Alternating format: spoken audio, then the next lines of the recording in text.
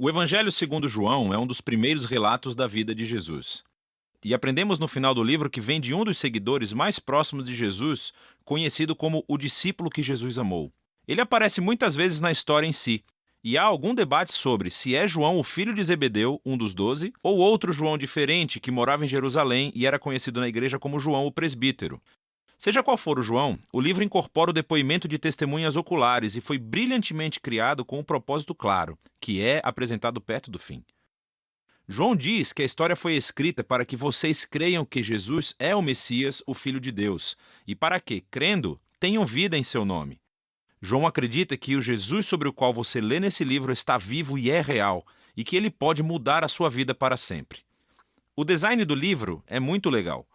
A primeira metade começa com um poema e um conto, que é seguido por um grande bloco de histórias sobre Jesus realizando sinais milagrosos que causam um aumento gradual de controvérsia. E tudo isso culmina no seu maior sinal, a ressurreição de Lázaro, que cria a maior controvérsia, quando os líderes de Israel decidem matar Jesus. E isso inicia a segunda parte do livro. Esses capítulos se concentram na última noite e nas últimas palavras de Jesus a seus discípulos, que são seguidas por sua prisão, julgamento, morte e ressurreição. O livro conclui com um epílogo. Neste vídeo, vamos nos concentrar na primeira metade. Então o livro começa com uma introdução de duas partes. Primeiro, um poema que começa, no princípio, a palavra já existia. Uma referência óbvia a Gênesis 1, quando Deus criou tudo com a sua palavra. Agora, as palavras de uma pessoa são diferentes dessa pessoa, mas também são a personificação da mente e da vontade dela. Assim, João diz que a palavra de Deus estava com Deus, o que é distinto. E ainda assim, a palavra era Deus, e isso é divino.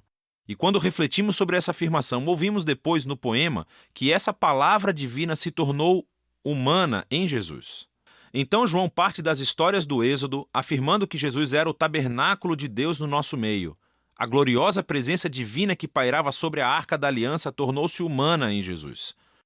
O que leva à sua última afirmação, de que o único Deus verdadeiro de Israel era Deus Pai e o Filho, que se tornou humano para nos revelar o Pai.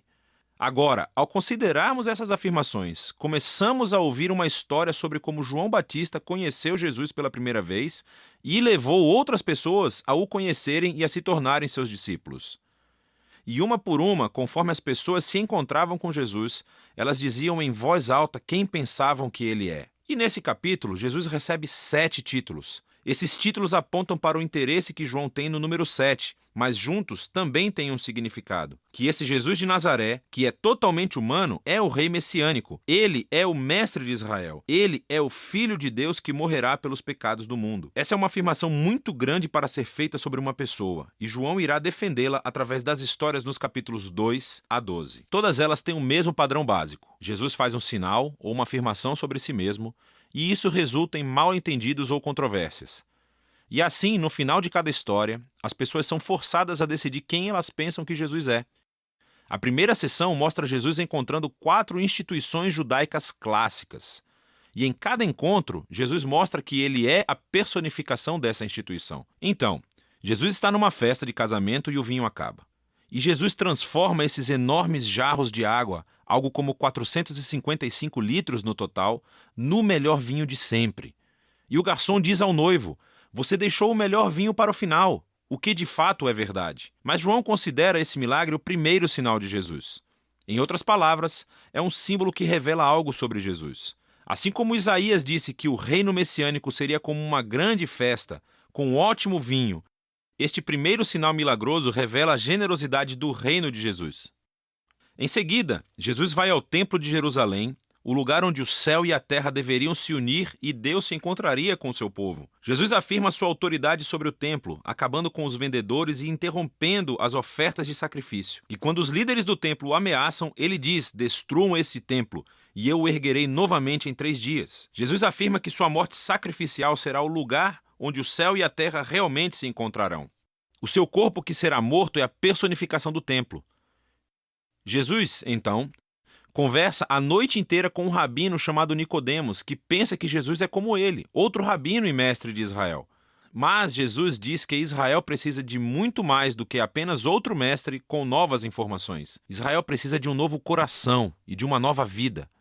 Ou, em suas palavras, ninguém pode experimentar o reino de Deus sem nascer de novo. Jesus acredita que os seres humanos estão presos a uma teia de egoísmo e pecado que levam à morte, mas também sabe que Deus ama este mundo e é por isso que ele está aqui, para oferecer às pessoas um novo nascimento, uma nova chance de vida. A partir daqui, Jesus viaja para o norte e ele acaba em um poço sagrado conversando com uma samaritana, isto é, uma mulher não judia. E eles começam a falar sobre a água que Jesus transforma em uma metáfora para si mesmo.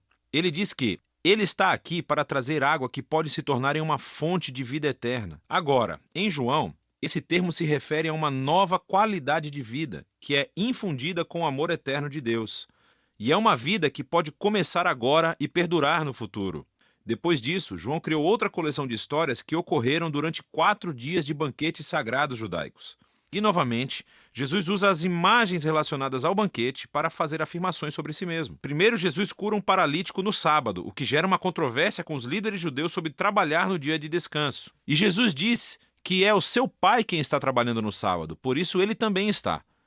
E eles entendem o seu significado, pois ele estava chamando Deus de seu pai, igualando-se a Deus, e assim eles decidem que querem matá-lo. A próxima história acontece durante a Páscoa, a festa que recontou a história do Êxodo com essa refeição simbólica do cordeiro, do pão e do vinho. E Jesus, milagrosamente, fornece comida para uma multidão de milhares de pessoas, o que resulta em pessoas pedindo mais pão. Então Jesus prossegue afirmando que ele é o verdadeiro pão, e quem procurar satisfação nele, descobrirá a vida eterna. Isso ofende muitas pessoas que deixam de segui-lo. Depois disso, vem um bloco de histórias que acontecem em Jerusalém durante a festa dos tabernáculos, que recontam histórias das peregrinações de Israel no deserto, quando Deus os guiou com uma coluna de nuvem e depois fogo e lhes deu água no deserto. E Jesus se levanta no pátio do templo e grita: "Se alguém tem sede, venha a mim e beba." E mais tarde ele diz: "Eu sou a luz do mundo."